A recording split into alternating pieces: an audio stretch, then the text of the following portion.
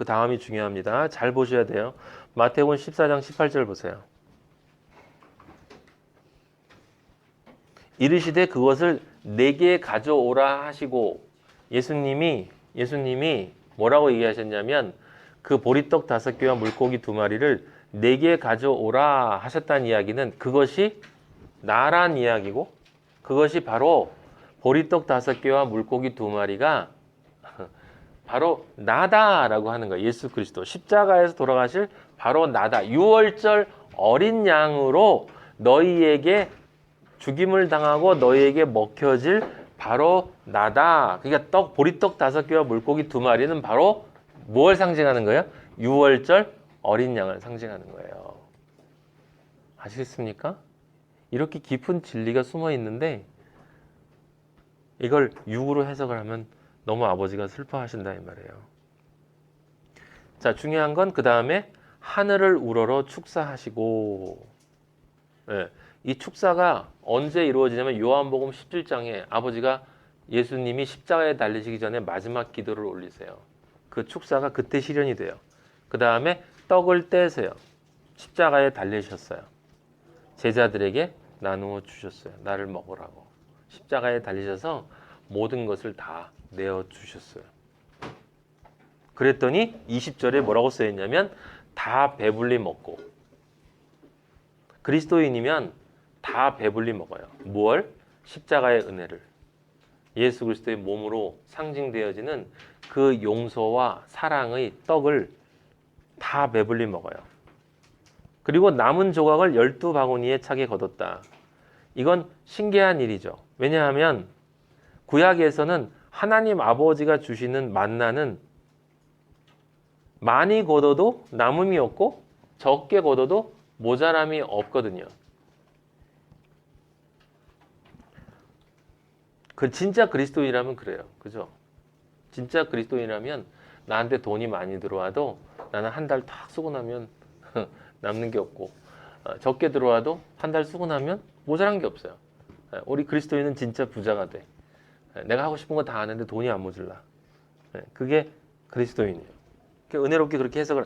그러니까 만나는 부족함이 없어. 딱 그만 정량만 딱 나오는데 예수님이 주신 것은 12강주리가 남았어요. 12강주리는 뭐? 바로 그 12의 제자, 12의 그리스도인. 그러니까 그것을 예수 그리스도의 십자가에서 흘려주시는 그 예수 그리스도의 몸을 먹어야만 누가 되는 거예요? 그리스도인이 되는 거예요. 그 뜻이잖아. 그러면 그리스도인이 된다는 얘기는 그 그리스도가 나와 연합이 되는 거죠. 그럼 나는 그 전에 뭐였다는 얘기예요? 여자였다는 거죠. 신부. 내가 신부로서 그리스도와 연합이 되어져서 그리스도가 내 안에 들어와서, 내 안에, 내가 먹어서 내 안에 들어와서 나와 연합이 되었잖아요. 그럼 내가 뭐가 되는 거야? 하나님의 아들이 된 거잖아요. 그래서 먹은 사람은 여자와 어린이 외에 5,000명인 거예요. 그 이스라엘 사람들은 남전 여비 사상이 있어서 남자만 셌다 이런 게 아니라 그걸 먹은 사람은 남자가 된단 말이에요. 하나님의 아들이 된다고. 예수 그리스도와 연합이 됐기 때문에 하나님이 보시면 아들이 된단 말이에요. 그걸 안 먹은 사람은 아직 여자로 남는 거야. 어린이로 남는 거야. 그리스도의 장성한 분량으로 자라지 못한 거예요. 그래서 남자가 5,000명이에요. 그리스도인이 되면 우리는 다 하나님의 아들이 되는 거죠. 마가복음 8장에 나오는 그 4,000명을 먹이는 이야기도 같은 이야기인데 관점이 다른 거예요. 12로 완성되어지는 것이고, 마가복음에서는 그 떡 7개로 떡 7개, 물고기 2마리는 똑같죠. 물고기는 2마리인데 그 다음에 몇 광주리가 남아요? 7광주리가 남아요. 7이 남아, 7이. 그 7이 남다는 건 뭐겠어요? 12의 그리스도인은 7로 완성된다는 뜻이에요. 아시겠습니까? 그리스도가 오셔서 떡 7개를 가지신다는 내가 7의 구원의 공식으로 살아간다. 내가 너희를 위해서 실제로 완성되어질 때 그것을 진짜 먹으면, 나를 먹으면 너희들도 7로 살아갈 수밖에 없다. 그 뜻이란 말이에요. 여러분들은 제가 여러 번 말씀드렸지만 이 지구상에 있는 몇 안 되는 분이지만 여러분들은 책임이 막중해요. 왜냐하면 아버지가 여러분들에게 다른 사람들이 모르는 진리를 풀어주신 것이기 때문에 여러분들이 제가 몇 번 말씀드렸을 거예요. 선택받은 자가 아버지를 거역하고 지금 여러분들이 지금 아버지가 여러분들을 어떤 존재로 선택을 해줬는데 어떤 존재로 선택을 해줬는데 아직도 기껏 고민하는 게 내가 세상을 조금 더 사랑하는데 이런 걸로 고민하고 있어요. 지금 오병이어와 칠병이어의 이야기가 무슨 이야기냐면 한 단어로 딱 줄이면 십자가란 말이에요. 십자가. 무슨 뜻이에요? 자, 들어보세요. 예수 그리스도가 자기의 생각, 자기의 행동, 자기의 길, 자기의 심장 완전히 죽이고 사랑을 내어준단 말이에요. 그게 떡을 주시는 거예요. 오병이어로 칠병이어로. 그걸 사람들에게 그냥 나눠줬어요? 아니요. 제자들에게 줬다니까. 제자들에게 줬다니까. 그럼 제자들이 수직축으로 내가 하나님의 사랑을 받아서 그 받은 그 사랑을 나눠주는 거라니까.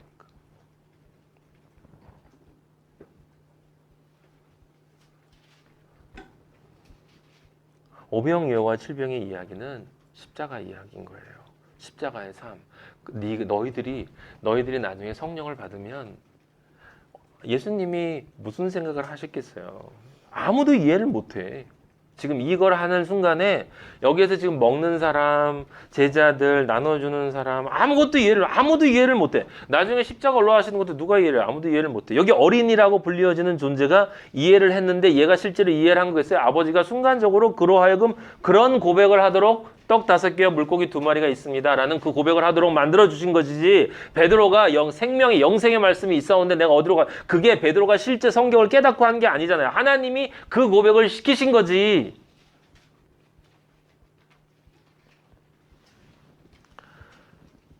오병이어나 칠병의 이야기는 십자가 이외에 다른 이야기가 아니에요. 그것 이외에 다른 이야기는 다 육의 말이야. 육의 말.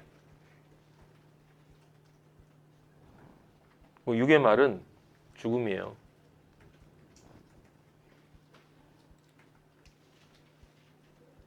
신앙이 없을 때, 아직 우리가 초보일 때는 먹고 사는 문제, 생존 문제가 믿음의 문제가 될 수 있어요. 물론 그럴 수 있고 아버지도 그거 다 이해하세요. 저도 그렇고 우리는 다 몸을 가지고 있기 때문에 먹어야 되잖아요. 요즘에 맨날 먹으면서 전 늘 그 생각해요. 또 먹어야 되나? 오늘도 이렇게 고속버스 타고 오는데 그 시간이면 늘 나오는 게 뭔지 아세요? 맛집 이야기예요. 맛집. 고속버스 화면에 보면 맛집. 그 사람들이 오늘도 보니까 무슨 오리집인데 뭐 하여튼 특별한 사람들이 와가지고 거기 앉아가지고 엄청나게 팔려요. 120마리 하루에 120마리가 팔린다는데 그 120마리를 먹는데 사람들이 하면서 그러니까 아버지의 눈으로 잠깐 보니까 너무 불쌍한 거예요. 무엇을 먹어야 되는지, 내가 지금 무엇을 먹고 있는지, 내가 지금 뭔지를 전혀 몰라.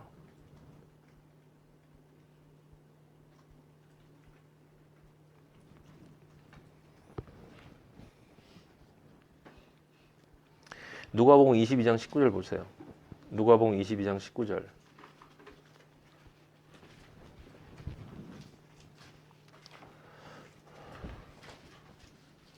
이렇게 쓰여 있습니다. 또 떡을 가져 감사기도 하시고, 여기 감사기도 하시고 나와 있죠.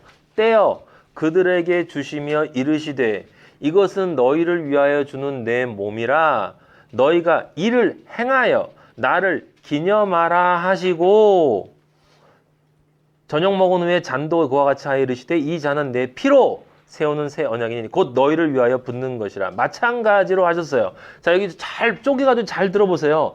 떡을 가져, 지금 오병이어의 떡과 그 물고기를 이게 상징하는 거예요. 그것을 가져서 예수님이 축사하셨어요. 축사, 감사기도 하셨단 말이에요. 감사기도.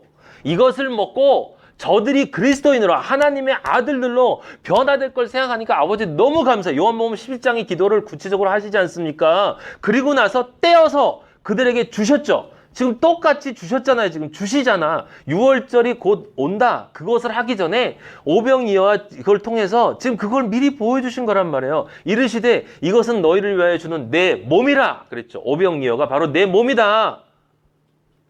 너희가 이를 행하여, 여기 이 말이 중요한 거예요. 사람들이 이 말을 너희가 이를 행하여, 이게 무슨 말이에요?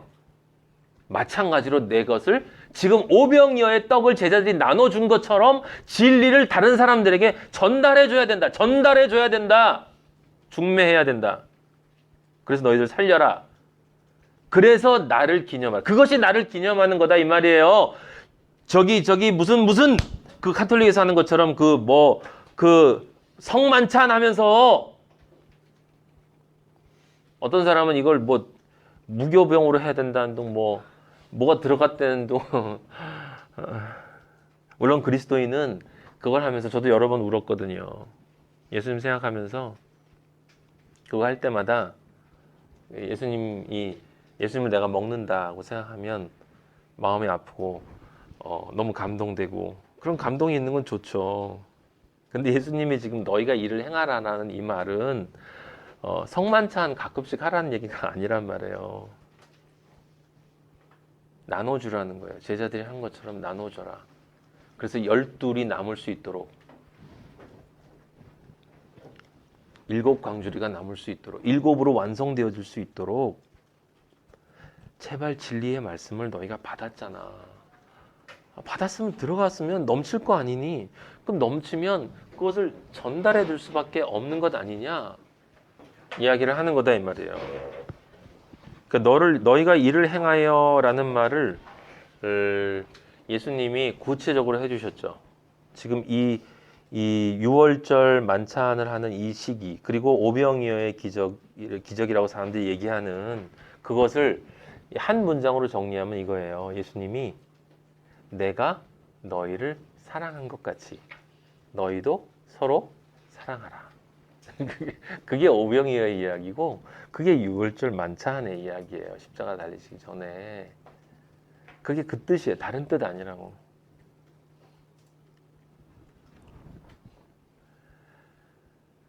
지금 여러분 사도행전 우리가 읽은 그 구절에 성령이 아버지가 우리 안에 들어왔어요. 그렇죠? 들어왔어요. 그럼 무슨 뜻이에요? 먹었다는 뜻이라고요.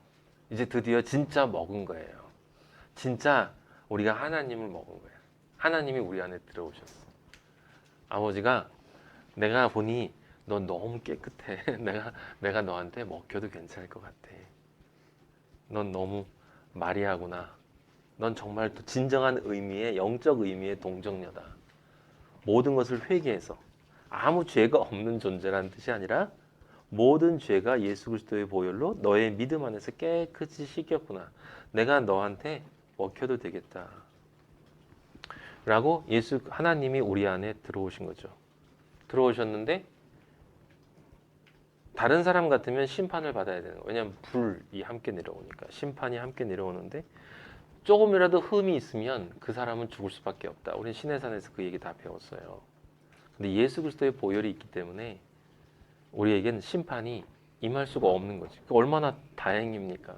저는 오늘도 말씀을 준비하면서 정말 다행이다. 정말 다행이다. 아버지는 분명히 살아계시고 그리고 정말 예수 그리스도가 오실 날은 진짜 얼마 안 남았는데 반드시 심판이 있고 우리가 지금 생각하고 있는 이 세상에서 지금 우리가 하고 있는 모든 것들이 다 사라지고 풀은 마르고 꽃은 시들고 모든 물질이 풀어져 버리고 하나님의 영광만이 비치는 그 가운데 우리 한 사람 한 사람이 그 앞에 다 서서 스스로 자신이 어떤 존재인가를 드러낼 수밖에 없는 그때 예수 그리스도의 보혈이 내 앞에 없다면 내가 어떻게 하나님 아버지 앞에 설 수 있었겠는가라고 생각을 해보면 진짜 다행이다. 근데 정말 아버지가 왜 나한테 이런 구원을 선물해 주시고 어떻게 아버지가 나한테 이런 진리를 선물로 주셨는지 생각하면 이 세상엔 너무나 많은 사람들이 하나님 아버지를 아직도 모르고 그 결코 간직할 수 없는 것들, 결국 포기할 수밖에 없는 것들, 절대 내가 소유할 수 없는 것들을 위해서 결코 포기할 수 없는 그 하나의 진리를 포기하고 있는 이 수많은 사람들이 있잖아요. 근데 그 사람들과 똑같이 제가 살았었는데 오늘 고속버스 타고 오다가 이렇게 돌아오는 길 있잖아요. 이렇게 돌아오는 길에서 이렇게 봤는데 저쪽에 그 교보문고 가는 쪽에 주유소가 보이더라고요. 그 주유소 바로 뒤가 곧 제 나아발이었거든요. 제가 맨날 가던 바가 거기 있었어요. 거기 있어요. 지금도 있을 거예요. 새벽 3시, 4시까지 술 마시던 곳이에요.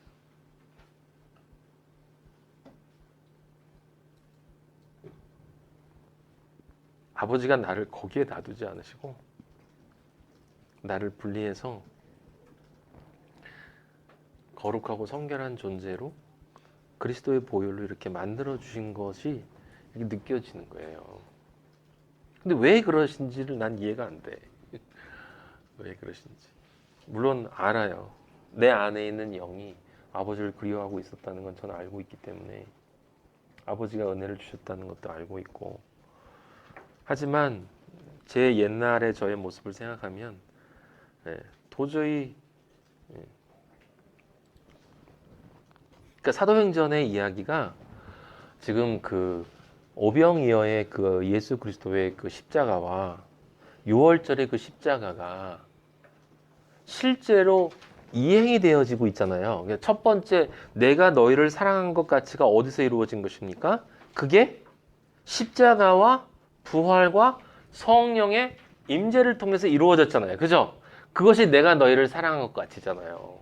그럼 그 다음에는 너희도 서로 사랑하라가 이루어져야 되지 않겠습니까? 그러니까 너희도 서로 사랑하라는 것이 그 반응 뭘 하면요. 오병이어에서는 제자들이 예수 그리스도한테 떡을 받아서 나눠주는 것, 그 다음에 여기 6월절 때 예수님이 너희도 이같이 행해서 나를 기념하라고 하는 그것, 그 일이 이제 이루어져야 되잖아요. 그러니까 지금 이 이야기가 나온 거란 말이에요. 지금 사도행전 2장의 이야기와 4장의 이야기가 바로 그 이야기예요. 무슨 얘기냐면 성령의 임재를 통해서 완성되어진 그 수직축의 사랑, 그 수직축의 사랑을 너희가 받았으면 너희도 이제 서로 사랑하라 라고 하는 것이 지금 사도행전에서 현실화되고 있는 거죠.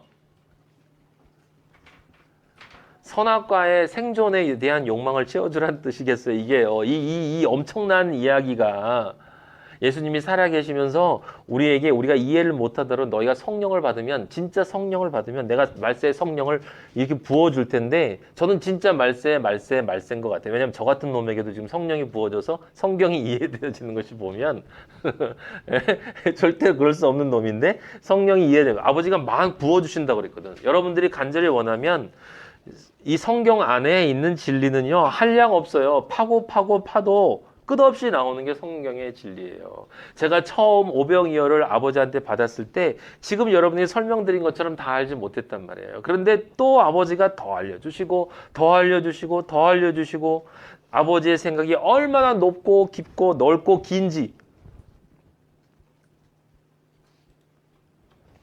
그러니까 본질이 뭡니까? 좋은 일을 하라는 것이 아니라, 좋은 일을 하지 말라는 건 아니죠. 하지만 지금 아버지가 우리에게 하시는 말씀은 뭐냐면 사도행전 2장에서 하는 말을 잘 들으라는 거예요. 제발 마르다처럼 막 왔다 갔다 하지 말고 마리아처럼 탁 앉아서 잘 들으라는 거예요. 잘 들어야 잘 믿을 수 있고, 잘 믿어야 잘 결단하고 잘 행동할 수 있다는 거예요.